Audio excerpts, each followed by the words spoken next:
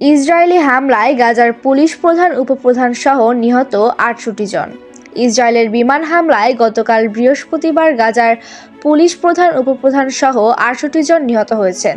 নিহত ব্যক্তিদের মধ্যে নারী ও শিশু রয়েছে। ফিলিস্তিনি স্বাধীনতাকামী সশস্ত্র সংগঠন হামাস নিয়ন্ত্রিত গাজার পুলিশ প্রধান মাহমুদ সালাহ ও উপপ্রধান হুসাম শাহওয়ান নিহত হয়েছেন উপত্যকার দক্ষিণাঞ্চলীয় খান ইউনিসে। হামাস নিয়ন্ত্রিত গাজার কর্তৃপক্ষ এ তথ্য নিশ্চিত করেছেন।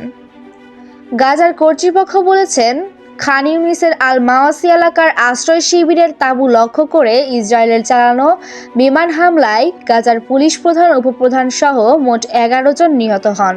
গাজার পুলিশ প্রধান উপপ্রধান ছাড়াও সেখানে বাকি যে ৯ জন নিহত হয়েছেন তারা বাস্তুচ্যুত ফিলিস্তিনি। তারা আশ্রয় শিবিরে ছিলেন।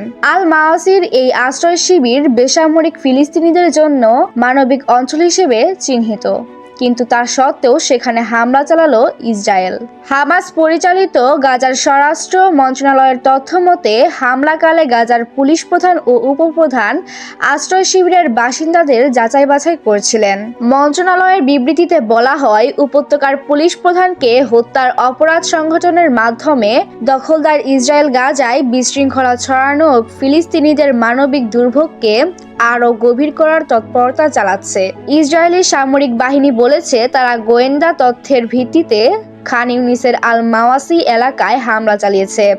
হামলা চালিয়ে তারা শাহওয়ানকে হত্যা করেছে। তিনি দক্ষিণ গাজায় হামাস বাহিনীর নেতৃত্ব দিয়ে আসছিলেন। তবে পুলিশ প্রধান সালাহকে হত্যার বিষয়ে কিছু বলেনি ইসরায়েল। এছাড়া গতকাল গাজার অন্যান্য এলাকায় ইসরায়েলি হামলায় অন্তত ৫৭ জন নিহত হয়েছেন।